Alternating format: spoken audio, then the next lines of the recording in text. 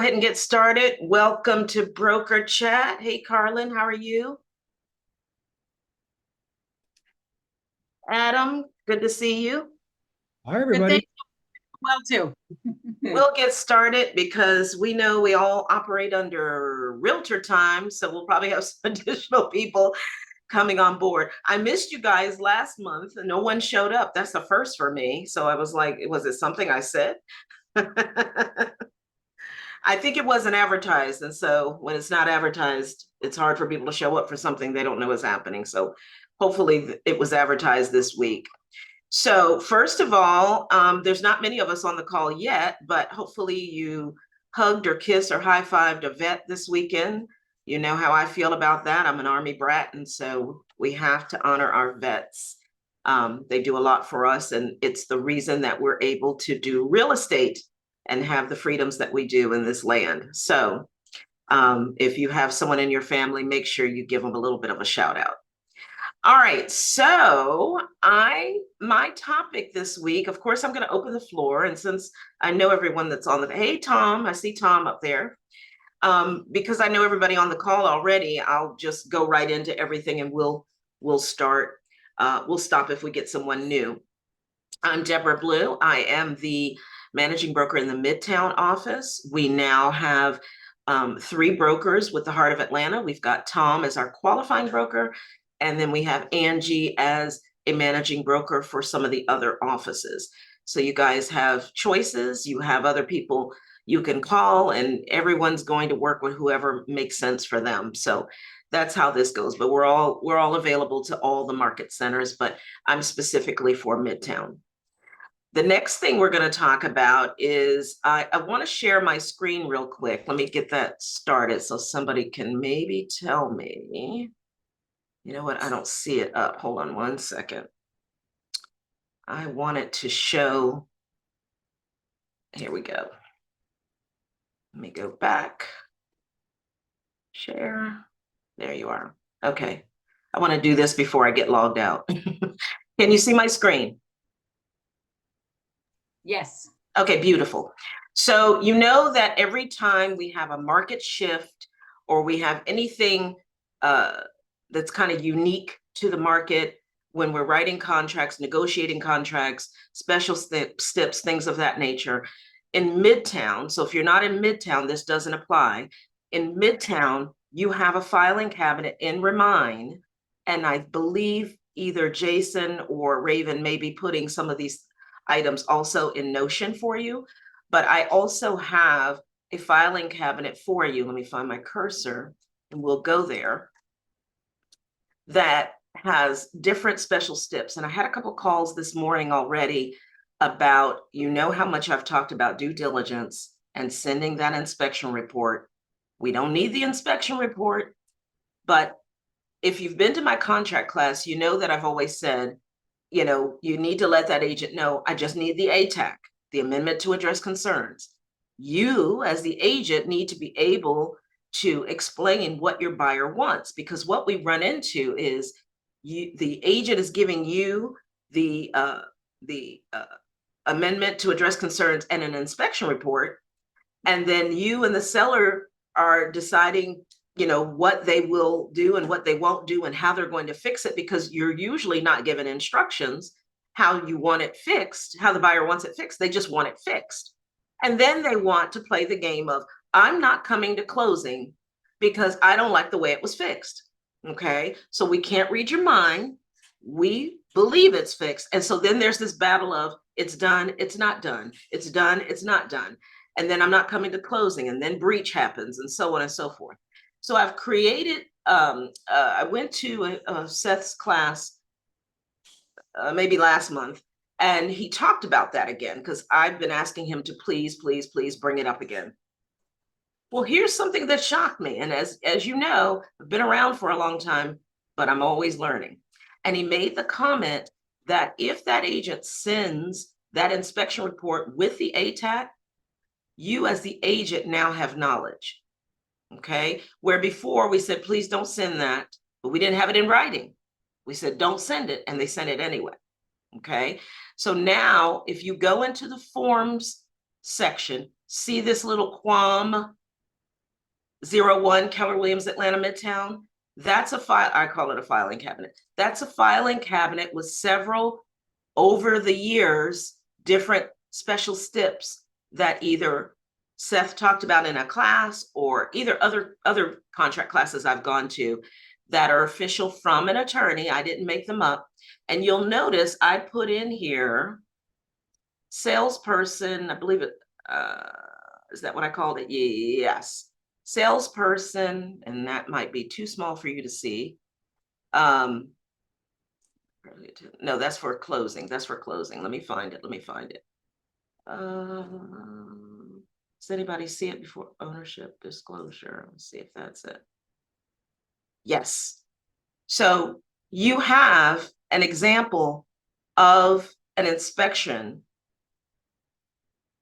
that you need to put in here in your contracts so that they don't send you the inspection report. They need to sit with the inspector, sit with the buyer, and determine what they want to ask the seller to do. So these are just little things that are in here. I wanted to show that to you because we don't talk about this file, but a lot of times when I talk to you one-on-one, I will direct you to that, as I did the agent this morning. So there's some special steps for septic, and these are special steps that are not in the index of special steps that have been taken from either the Wiseman videos, because sometimes he'll put a special step at the end. And so instead of having to watch the video and pause it, I've taken it from the video and I've put it here for you. So that way you can just copy and paste. There's some other things in here, FMLS status rules, fluctuating interest rate. Do we not have that going on? This has always been a special step and it is in your index. But when I started in the 90s, the late 90s, 96, we had fluctuating interest rates. So we use this quite a bit. You haven't had to use this in a while, but maybe you have that situation now in this particular shift market. Also, appraisal value steps, that's still going on a little bit. And then also any kind of tenant special steps. We are working with a lot of tenants now. That wasn't always such a thing. Everyone was buying. Now we have a little bit more into the leasing arena. And then we have extreme market special steps. That was happening in 2020, so that might not be used as much. But always come in here and check and see if there's anything that you can use that applies to your situation. And then, of course, in your list of table of content for our GAR forms, you have special steps that have already been created for you by an attorney. So think about that before you start writing, because when I teach contracts, I always say what, when, where, how, and the most important, what happens if. That's usually how the special step falls apart, because the what happens if is not in there. And so all of these special steps that are in here have all of those components if needed. Any questions about this or how to get to it? So you go to Remind, you go to Form Library, you click on the Quam filing cabinet, and there it is. Any questions about that? Who didn't know that was there? I didn't know that it was there until this morning, so thank you for that. Beautiful, beautiful. And you found the one you were looking for, yes? Yes, I did. I am reading through it on my second pass at it now. Very, very well documented. Thank you. You're very welcome. All right, so let me, I want to change my slide real quick and bring up, I always have a slide to keep us on track. All right, before I open the floor, before I go into the slide rather, I'm going to open the floor. Is there anything that's burning in your mind that you decided to join us this afternoon that you want to ask before I get started?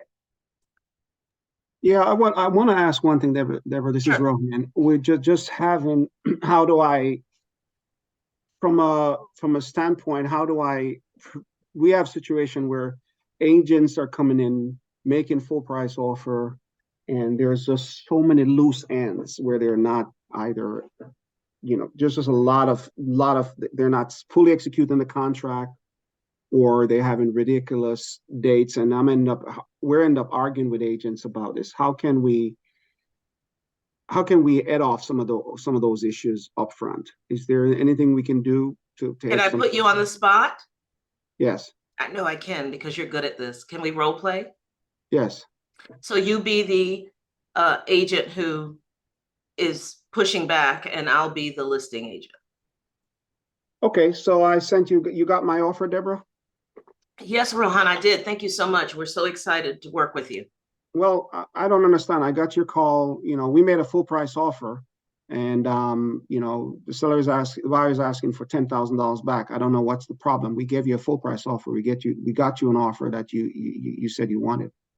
And you're very right. And thank you for that, Rohan. But here's the thing. When I sat down with the seller and we decided to list the property, the seller informed me on what they want to net.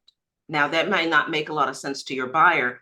However, when a seller sits down and they decide what they want to net, a full price offer looks fabulous to them. But I just want to inform you that an offer is more than just the price.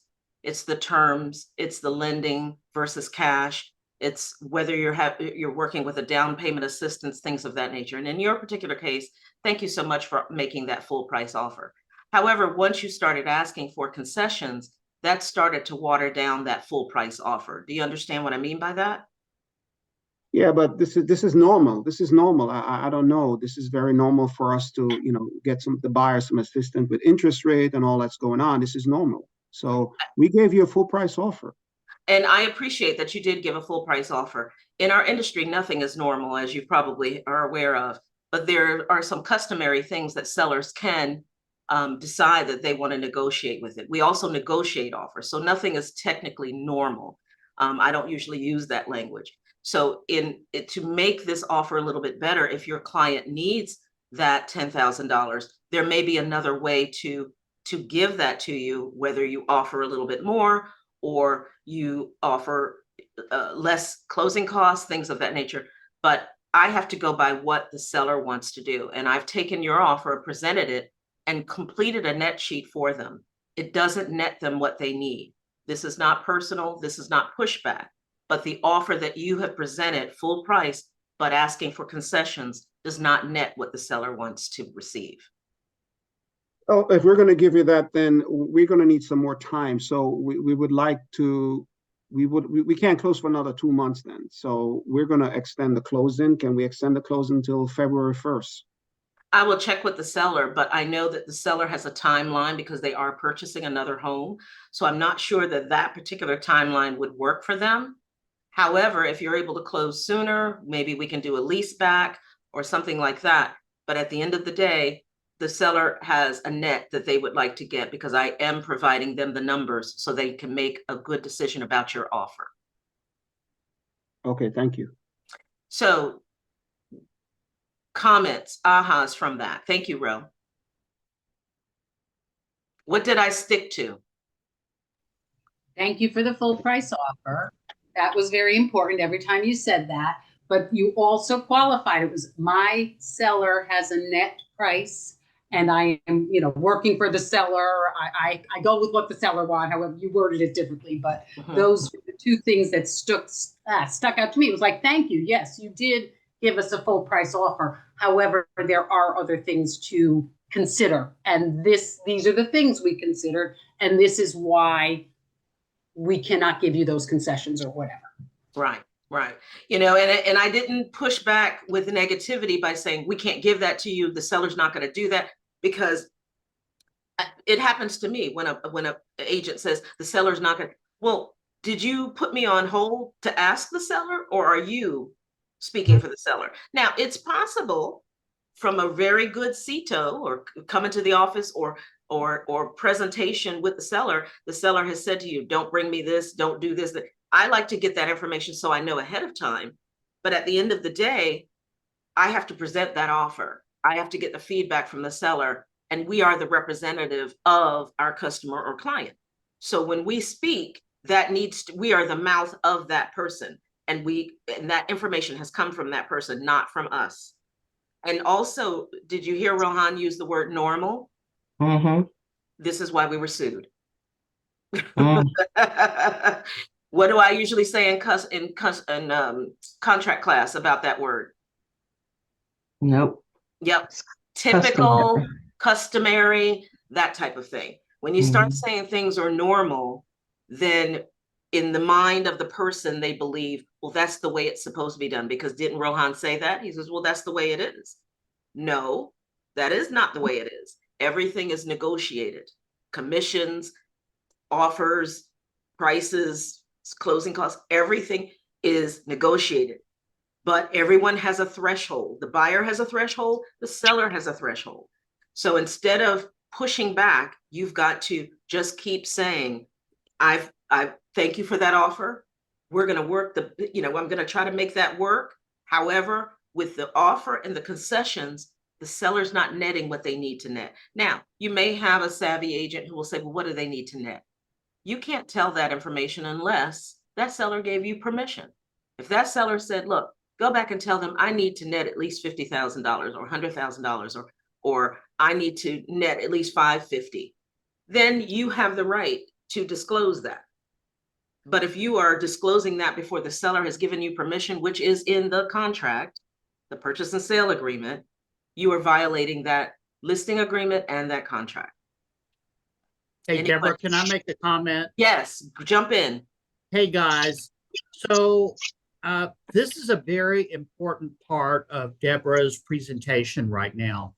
The word normal, strike it from your vocabulary ASAP, because part of the lawsuit involving the commission issue revolved around agents using the word normal, and there is no such thing in real estate.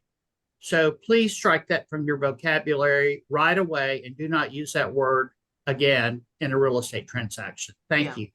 Typical or customary, but normal. Anybody in Midtown that has attended my contract class, we have been saying that for many, many years. Do not use the word standard. Do not use the word normal.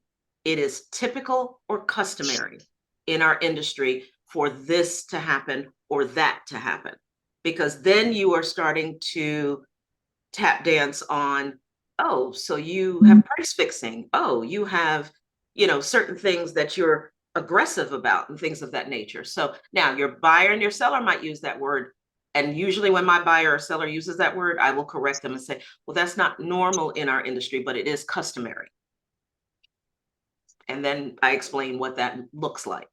Okay. So thank you, Tom, for driving that home. And that's coming from your official broker, because he would get the lawsuit information or the complaint about something like that.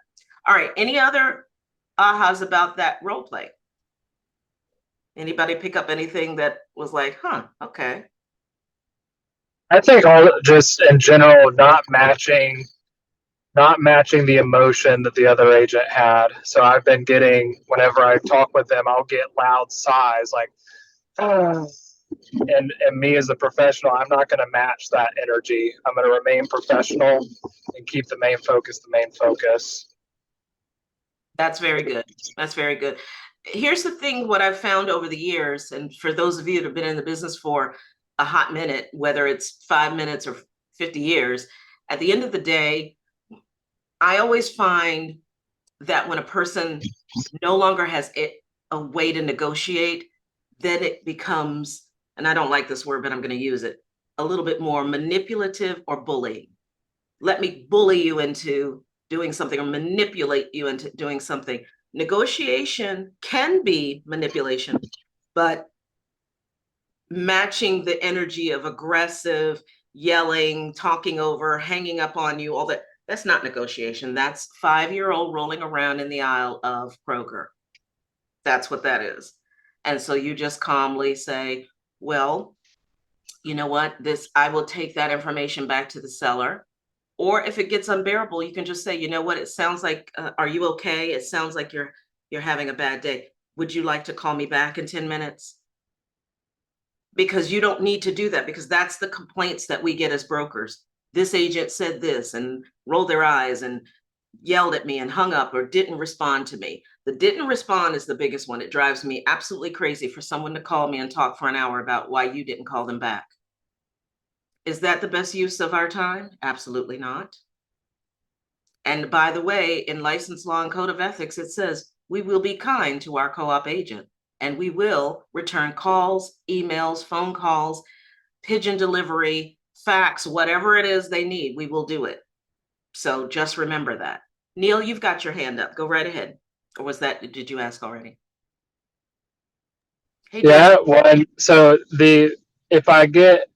I've had a conversation with an agent as well where we're negotiating and then she leaves it, well, I'll talk to the buyer then. And you can already tell that she's not setting up everybody for success, or Mhm. he's not setting everybody up for success. And so in that conversation, what I said is, I really appreciate, I think we can find a win-win here. I also want to make sure that we're presenting the offer in a way that the seller is, hey, the seller really appreciates the buyer as a veteran. The seller's already X, Y, and Z. So could you do me a favor and make sure that you're also presenting the offer in such a way that's prioritizing those things as well? Mm-hmm. Very good. Very good. Joel, you have your hand up. Question. Hey, You said you Joel, had I a, haven't seen you in a while. yes. But yes, I'm glad to be on the call too. Sorry, I missed the last That's couple. okay. No But problem. you said a full price offer, but then you said concessions. Yes. So I typically believe a full price offer is the full price of the sale, list price, and no concessions. But when you ask for concessions, that takes it away from a full price offer. Is Mhm. that You're correct? exactly, you're right on board with that, because that's why I made the comment when Rohan said that. That's what he was implying. I've given you a full price offer, but when you water it down with concessions, and we're just negotiating the price and closing costs, what happens when they have an inspection? I mean, you could even say, well, you've offered me a full price offer. Does that mean when you do an inspection, you're not going to ask for anything else? Because you've got a 7-day due diligence on here, or you've got, and it's just a conversation. It's not leading them to say to do that or not. But sometimes you have to help people understand the type of offer they're presenting. I don't believe a full price offer and concessions is a full price offer. A full price offer is full price offer. I need a due diligence that I'm buying it as is. I just need to make sure I know what I'm buying. Maybe they're doing an appraisal, maybe not. But at the end of the day, if I'm getting a full price offer, that's it. There's nothing else. And we all have had full price offers where the person didn't ask for anything else. That's a true full price offer. But once we start to water it down, because guess what? It's a full price offer, but the seller still has costs, paying the commission, and then anything else the buyer might ask. And I remind the other co-op agent, so it's a full price offer, but remember, the seller's going to be paying our commission. So we've already taken that out. And then you're now asking for $5, $10, $15,000 in closing costs. So now we have to take that out. And it's none of their business whether the seller owes any money or not. I know that, the seller knows that, and the net sheet has told them that.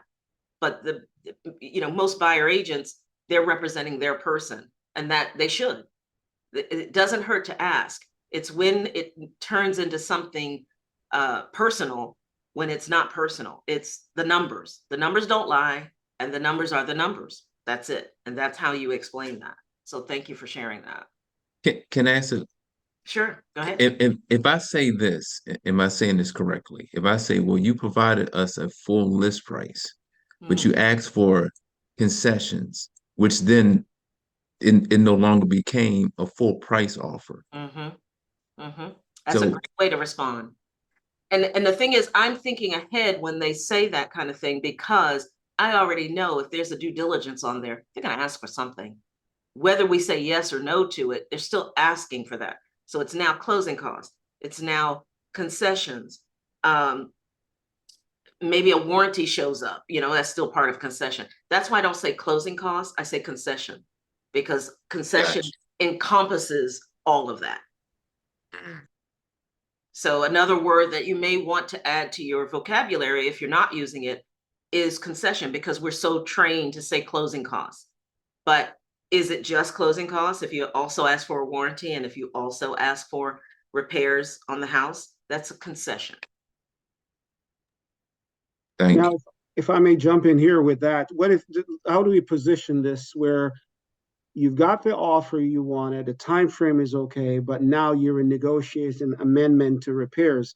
So it's a two-part question. One, in Florida, I know there was a season when everyone was using as is to counteract agents making a full price offer, giving you the terms and conditions, but then using the inspection. And I know that we can write the stipulations that I don't want it, but they're still using that time period to now try to renegotiate the contract.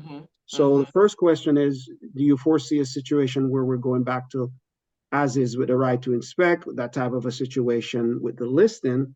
Or how do you handle someone who's coming back now and using the inspection to make that full price offer, use that full price offer to extract with the inspection report concessions? Yeah, that seems to be a tactic that's been used for several years now. It's to take the house off the market, lure you in with a full price, and then give you the okie dokie during the due diligence period to say, okay, well, I know I offered you $550, but now that I've done the inspection, I'll take the house as is, but now I want to offer you $475, something crazy like that. And that happens all the time. When I mean, it happens to me a lot where I'll get an offer and I can tell by the long due diligence that this is going to be an okie doke. I usually address that before we even bind and ask them, what exactly are you going to be looking for? Who's inspecting? Is this going to be the price, or are you going to do an inspection and then reduce the price? Now, for the savvy person, they might tell me no and still do it. But for others, they might go ahead and tell. That happens a lot with our iBuyers. When they first started hitting the scene, it happens with wholesalers who tell you they're paying cash and it's really hard money, and then they do an inspection and then decide the price is going to be lower. There's lots of signs for you to look at that contract and tell what kind of what this offer is going to do, what they're going to do. I can do it. And many of you that have had enough offers, you know it too.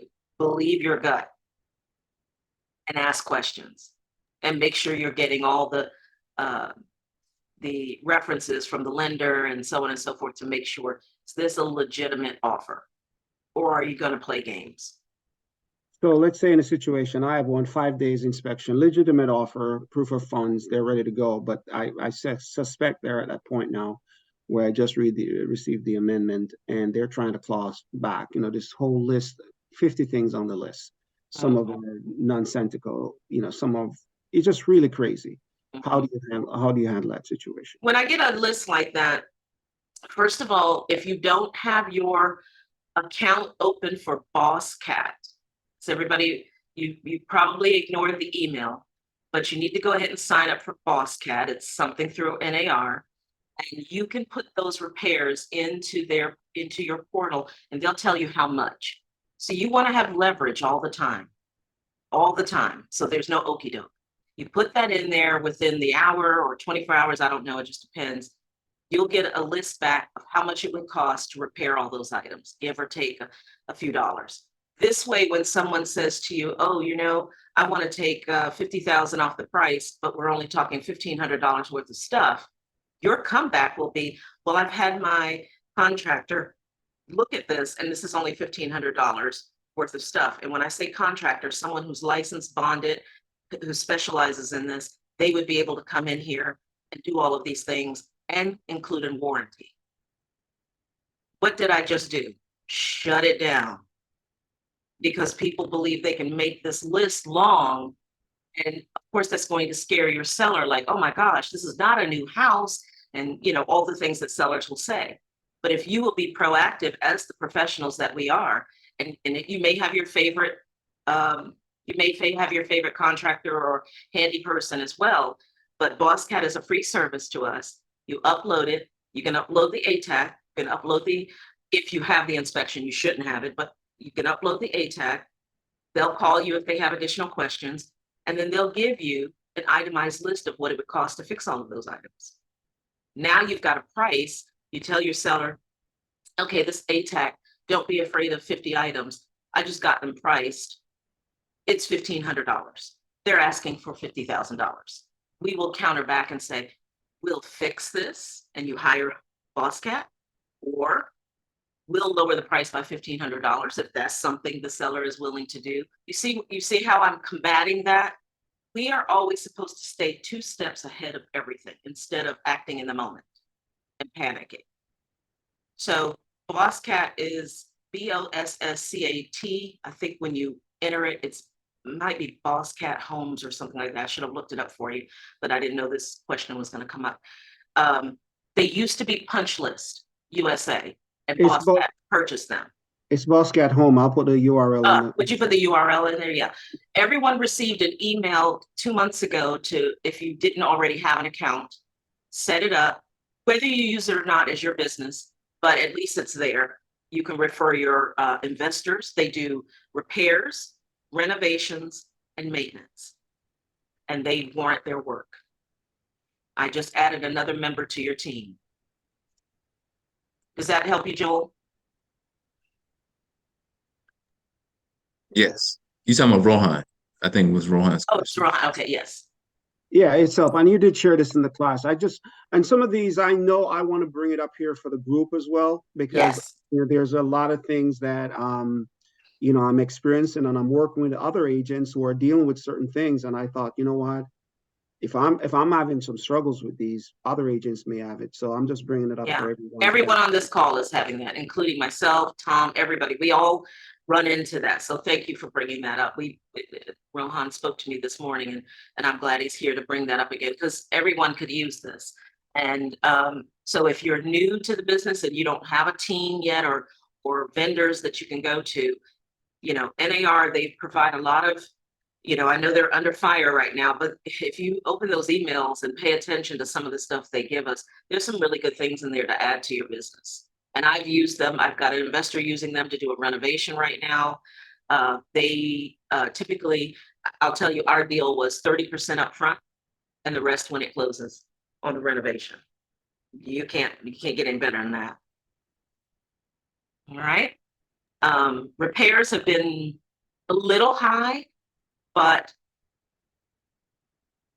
in anything that we use for convenience, you're going to pay a little bit more. For those of you that use DoorDash or Uber, you pay a little bit more, even though you have a car, you could just fire up yourself. Yes. So if you've got someone that can give you a better price, use that. But if you don't have anything, or you want a second opinion, you've got a second opinion. All right. So any other questions before I kind of talk about, Joel, go ahead. I got a question, and Tom was helping me out with this weekend. Mhm. Been in the business 19 years. Okay. Congratulations. I love it. Thank you. First time I've had a seller decide not to sell his home in the middle of a transaction. Yep. And so I used the mutual termination agreement. The seller agrees to pay both agents their commission, and also the appraisal fee, and also the inspection fee that the buyer may have incurred. Smartest thing that seller could do. Yeah. The buyer still wants the house. And so I called, well, I emailed the agent this morning, say, just want to confirm, just to want to remind you, the seller is not willing to sell his home. And so I'm kind of like, because they don't want to sell, they don't want to sign the mutual termination agreement. So I'm not really sure. What's the reason the seller doesn't want to sell? Is that something you could share on this call? And because usually it's something, it's like, it's not really, they tell you a reason, but it's usually something else. Well, he says that this is his reasoning, is that based on, because he had a tenant in the house before, tenant destroyed the house, the money he put into the house, he recalculated and said that he needs to hold on to the house in order to be able to recoup costs by putting another tenant in the house. Okay. And so that's his rationale, is that he needs to hold on to it for a few more years so he can have the depreciation in order to recoup the funds. Otherwise, he's like 71 grand in the hole selling it this way. The house, so that's if the price was adjusted.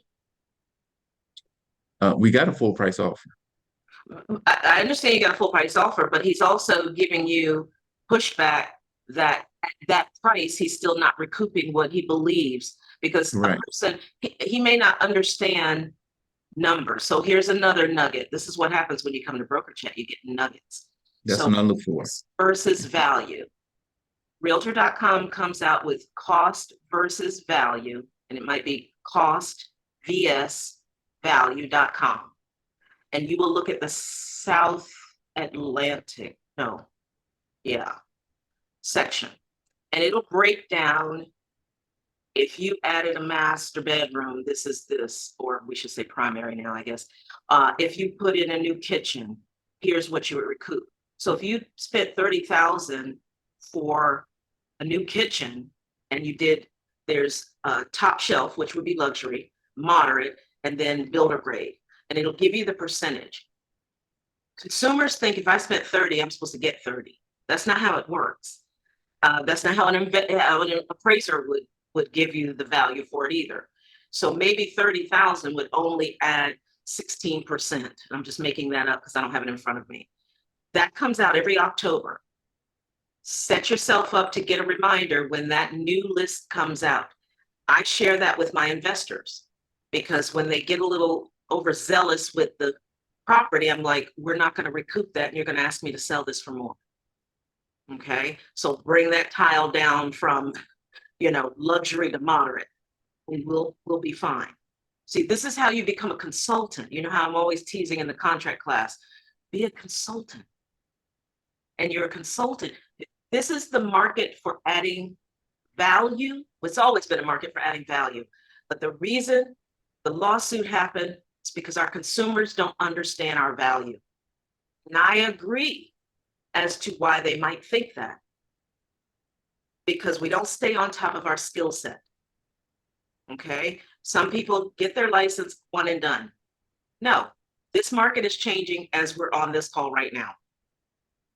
So look at that cost versus value. Look at the South, I think it's called South Atlantic section because they break the United States into 4 sections. And that will include Atlanta. It'll say Atlanta, Sandy Springs. That's how they group us anytime you look at statistics. And then it'll show you the key things, the top things that bring value to a home. Kitchens, we all know that, bath, primaries, landscaping, flooring, all of that.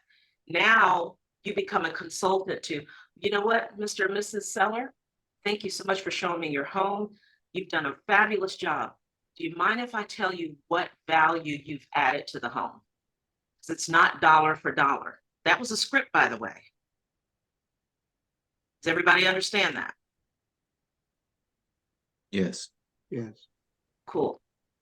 All right. What was that URL again before you go? I think it's cost versus, don't spell versus out. I think it's VS, cost versus, or just Google in your browser cost VS value, and you'll probably see the website. Thank you. And then click on that. Okay, thank you. Any other, did that answer your question, Joel?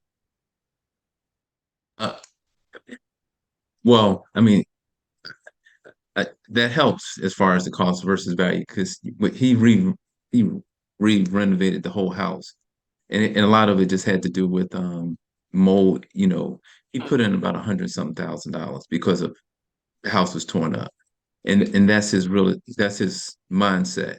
Yeah. The court now I'm waiting to hear back from the buyer's agent, so I just sit there and wait. I guess that's what I wait.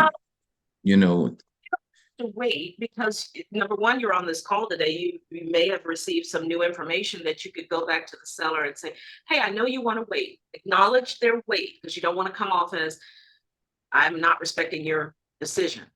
I just wanted to share something with you just to make sure you're making the best decision, about this. Because at some point he or she wanted to sell and received a full price offer.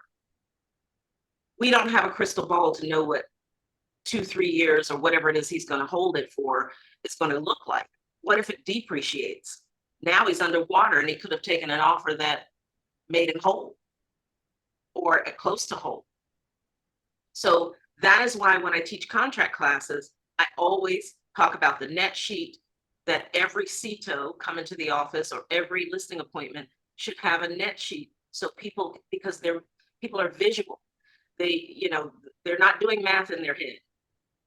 So if you show them, you know what, you're saying you have $100,000 to recoup, what that really equates to is, I don't know, $30,000. Sometimes I want you to remember, Joel, and I'm saying this because I work with a lot of investors in renovations and flips. They overdo it.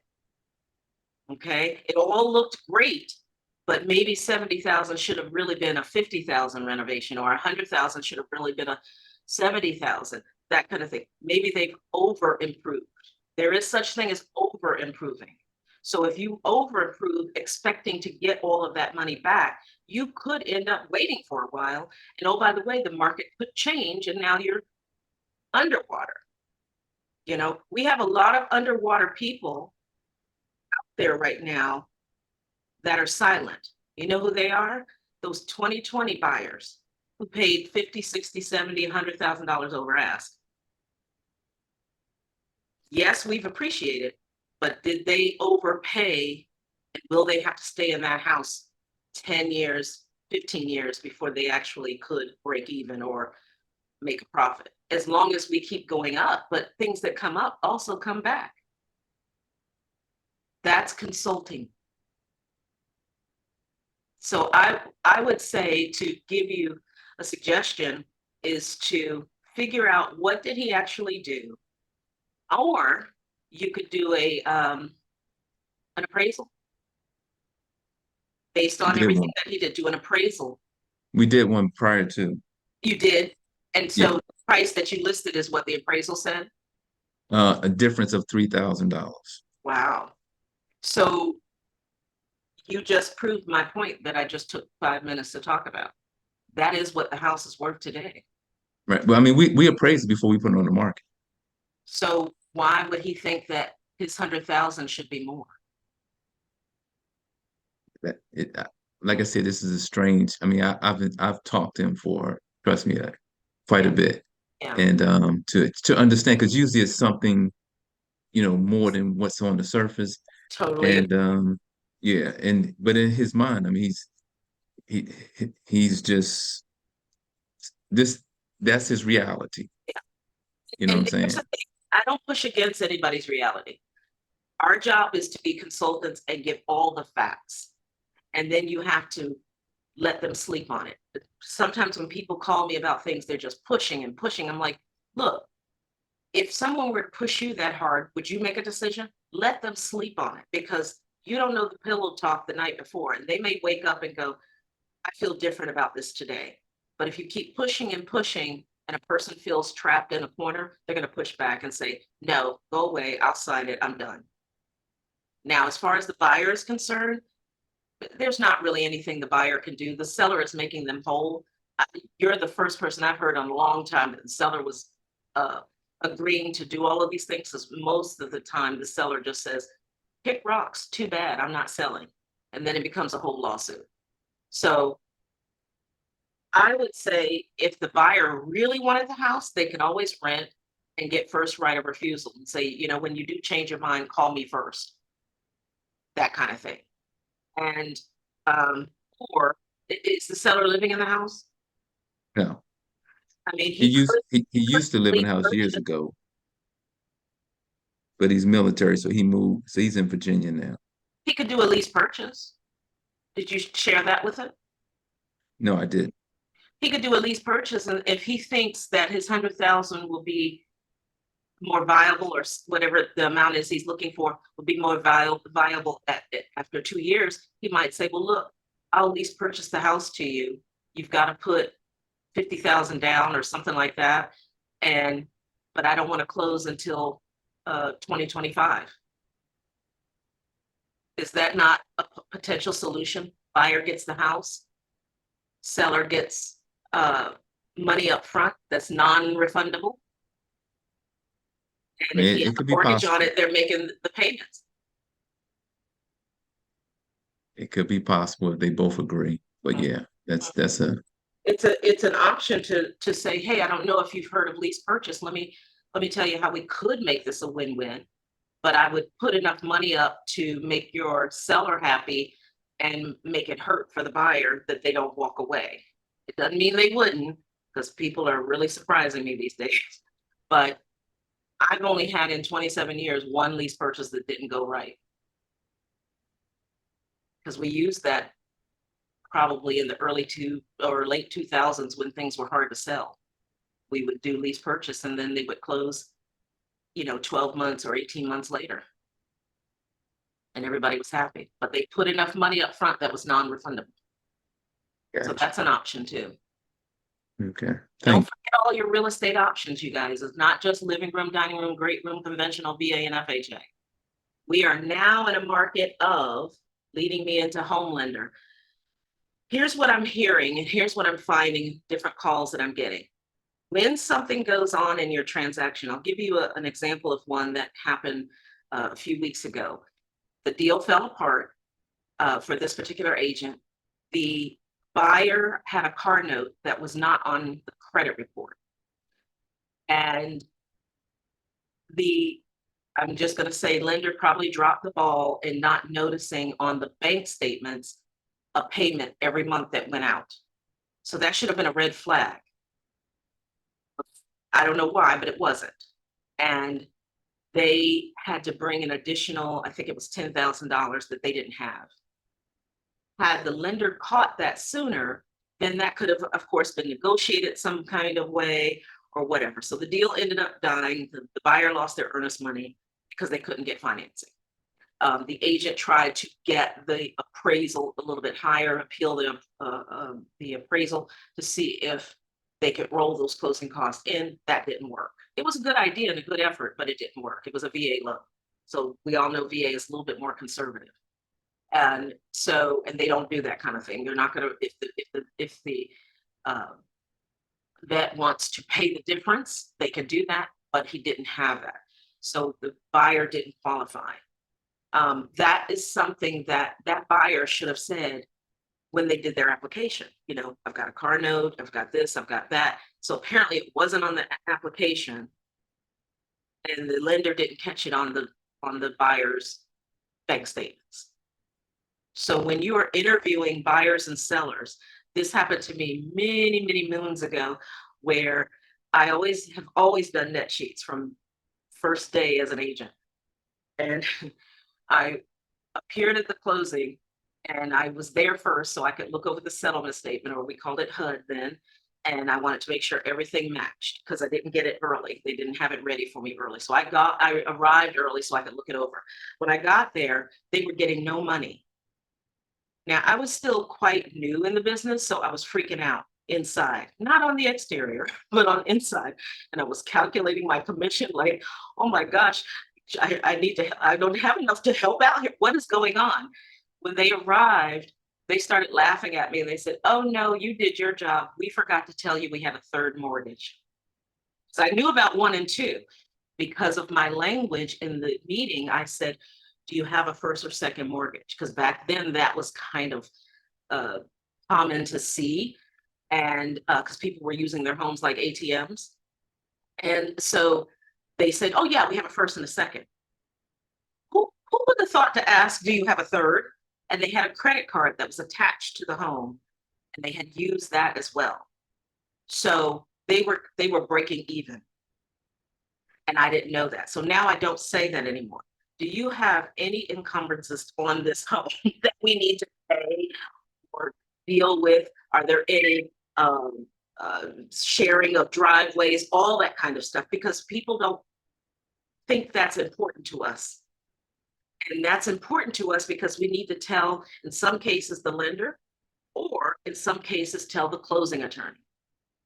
For instance, if you go on an appointment and someone has passed away, that's probate. You should be getting the letter of testamentary before it even goes into MLS, because the person who signed your listing agreement is not legitimate yet. But I go through FMLS and Georgia MLS constantly saying, oh, we're waiting for the letter of testamentary. Well, you don't really have a legal contract because that person is not the legal person. You can't use a will. That's why in the state of Georgia, they have to get a letter of testamentary. Unless there's a different entity, like a trust or something, and I won't get into that on this call, that would allow them to do that. I usually like to see a divorce decree. If they tell you we're separating, is there a divorce decree? Or are you just separated? I'm closing a deal December 5th, 2 partners, they bought the home together, they don't like each other, but I have a judgment from a court because the other person wouldn't do whatever, and it was going back and forth, and she can, we just go ahead and listen. No, there's too much tension going on here, and I don't want to deal with this one signs, this one doesn't, we get a contract, now this one is ghosting us. No. One of the partners went to court, got an attorney, went to court, and forced the other one. And so the document says, for the first 6 months of listing the property, partner A gets to choose the realtor because they both had someone they wanted to use. I've known this person and I've sold her. This will be the 4th home I've sold for her. And she wanted me. This person didn't know me and wanted their person. So the court said, partner A gets to pick. And after 6 months, if that agent hasn't sold, then partner B gets to 6 months with their person of choice. And then it starts over until you sell the home. And oh, by the way, proceeds are to be split 50-50. Don't you think the attorney needs to have that copy of that? So all of this stuff, when you are talking to buyers and sellers, we're finding that everyone is not telling all the parties, especially the lender and the attorney, everything they need to know. If you know it, the lender and the attorney need to know. And by the way, ATAC, that has to go to the lender. If you're not giving the ATAC, and I don't hear it too much anymore, but several years ago, I would hear on this call and in contract class that you were not giving the ATAC to the lender. That's mortgage fraud because they're lending money on an asset and they need to know if something's been renegotiated or if you're changing the price because of things. The underwriter might look at that and say, well, wait a minute, no, based on our guidelines, we can't have wood rot around the door. This is an FHA, that needs to be fixed. And it has to be fixed before closing. That's where Boss Cat would come in because they'll fix it and let you pay them at closing. Okay, or your choice of project manager, property person, whatever. Joel, you have your hand up. And yeah, I don't know if this is an attorney question, but if there is two partners and they're having tendency in survivalship, is that automatically 50-50 or is that negotiable? I am not an disclaimer. I am not an attorney. I only play one on television. That's the attorney. And I can't Okay, I'll ask the attorney. because in my case that I just gave you, I had something in writing saying 50-50. I would make the assumption that it's 50-50, but that's a negotiable item. Somebody could say, you know, I've owned this home for 10 years and you just came into my life, so I'm taking 60 and you take 40, you know, something like that. I don't know. Gotcha. Any other questions? So the purpose of the call today, of course, is always for you guys. We're here for you and those burning questions. And, you know, there's really no format for those of you that have never been on this call before. It's really for you to get better knowledge, get better with your skills, understand your blind spots on things like, you know what, I'm not saying that, I need to do that, or I need to make sure I'm including this. But the most important thing I wanted to make sure is that anything you're doing in a transaction, the attorney and the lender need to know. If they drop the ball, that's on them, and they do. But you need to make sure you're covering yourself. Tom will appreciate it. I will appreciate it. Angie will appreciate it because those are the calls we get. And of course, they love to say, you know, I don't think that agent had my back and so on and so forth.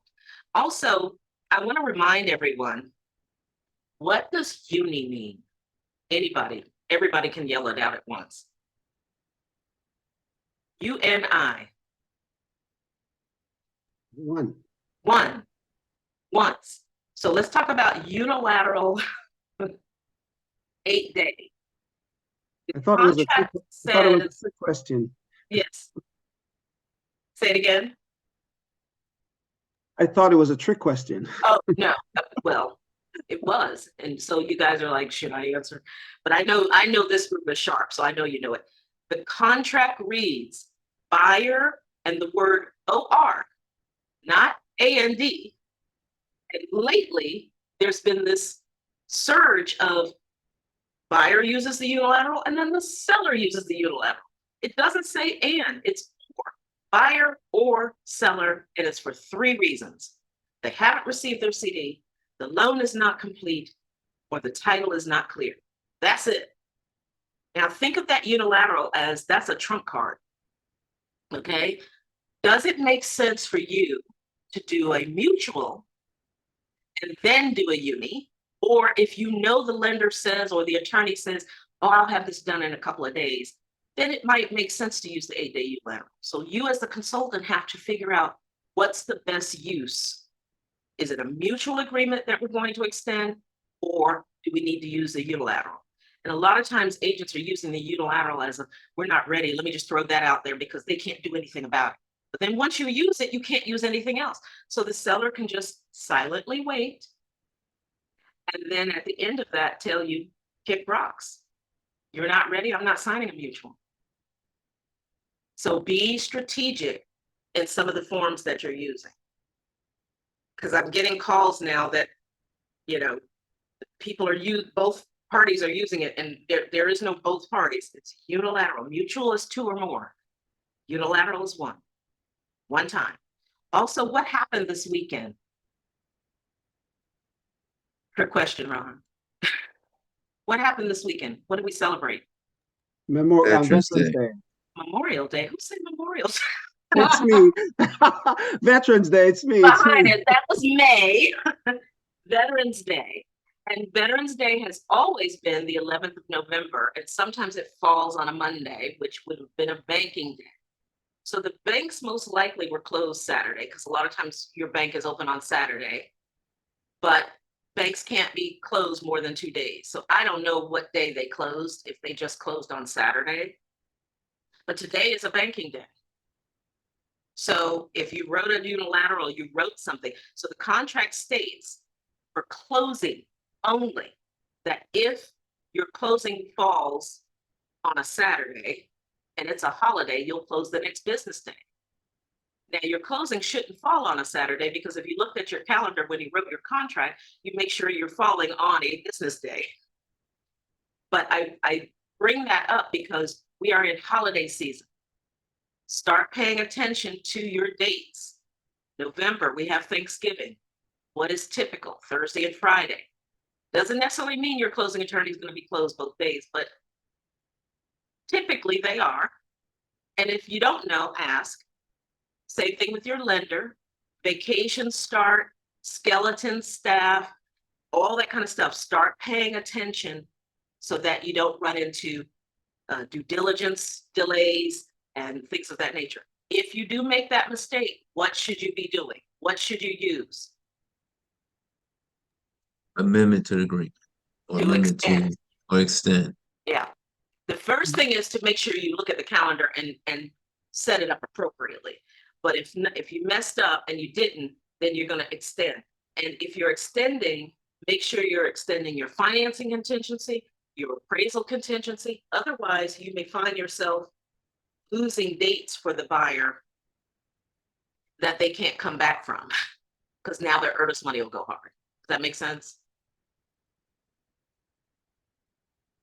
So we always give everybody a reminder, and look to the left and look to your right and tell your colleagues, hey, don't forget, we're in holiday season. Count those days appropriately. Okay? And if you're going on vacation or out of the country, please get a partner, have an assistant or a transaction coordinator that people can get in touch with. Don't just go. I mean, we want you to take time for yourself and self-care, but don't just leave your business thinking I'll take care of it and I'm in a different time zone, and now I'm trying to do business from Dubai. That's not going to work. Okay. Any questions as we wrap up? Any ahas? Let's see, I have something in the chat. Let me make sure I got it. Somebody put the URL in there, so that's okay. So that was the old one. Any other questions? Hey Deborah, this is Barbara. How are you? Barbara, I miss you too. Yeah, honey, I have to come over and give you a hug. I'm gonna be at the contract class this month for 2024. Are you gonna be there? I'm doing Monday. I will. So let's just meet up while I'm there, okay? Okay, perfect, perfect. And I wanted to ask, what will we have another broker? Will we have a broker chat the week of after Thanksgiving? I don't know. I don't Okay. schedule things. What happens is Niala, she will send Tom, myself, and Angie dates. Now that we have 3 brokers, you'll probably see me less because we'll rotate. And she usually will send us an email the last week of the month for the next month, or sometimes the first week of the month before the calendar comes out. And then I like it when they do it the month before, because I think last month she didn't, and that's why when I taught last month, no one showed up. I was on the call all by myself. Oh. That was okay. I had other things to do. Okay. I prepare, as you know, I prepare for you guys. So when you prepare and no one shows up, that's a little womp womp. Yeah, I do understand. So, well, I'll be looking out for the dates, and I'll see you in a couple of weeks then. Yeah. It's funny that they did it right after Thanksgiving. So I know. yeah, they normally don't do that, but I guess they want to hurry up and get that out to us so we can start teaching in December. Yeah. So thank you for leading me into that, guys. The 2024 contracts, your brokers will be going to classes starting the week after Thanksgiving. That I'm at the 9 a.m. Monday class, first class they're giving, and then we will start having classes in our market centers to tell you what changes have been made. And right now I have no idea, because the people that are involved in that sign a NDA to not, give out that. I tried to get it from Wiseman in the class, and he goes, I can't tell you that. So, all right, so look for those contract classes, whether you take them in your market center or the board or GAR, any of those are fine to do, but we will have them in the market centers. Hey, Mika. All right, well, if no one has anything else, then I am going to sign off. I hope you guys have a great week. Is Rohan, where's your sidekick? He was on here. He must have jumped off. Neil, yeah, it looks like he's off. He may. I will Oh, call. there he I don't is. know who you're talking about. I didn't see you on my sidebar. I will be at MREI. yes, I will be at Brookhaven Thursday, 9 to 12. Brookhaven. When you get there, tell them you're my guest, because this is for their office. Well, I was dying to, whenever you mentioned it, it was like whenever you mentioned sub 2 and then we scooted along, I was like, so MREI I'm really excited about. Yeah, I'll be talking about a lot of different things, though. It's all about investing. So Okay. I'm hired through the SES service, so they're paying for me to be there. So if you do decide to come, just tell them you're my guest. Thank you so much. You're very welcome. All right, guys. Well, if there's nothing else, then I will sign out. You guys go get some business, increase those skill sets. We're in for a bumpy ride now. All good stuff, but those that know their stuff are going to excel. So, and I know this is a sharp group. So you guys have a great day and a great week, and go sell some real estate. Thank you, Deborah, and happy Thank you. Thanksgiving Have a to good day. everyone. Have a great Thank have a you. great day.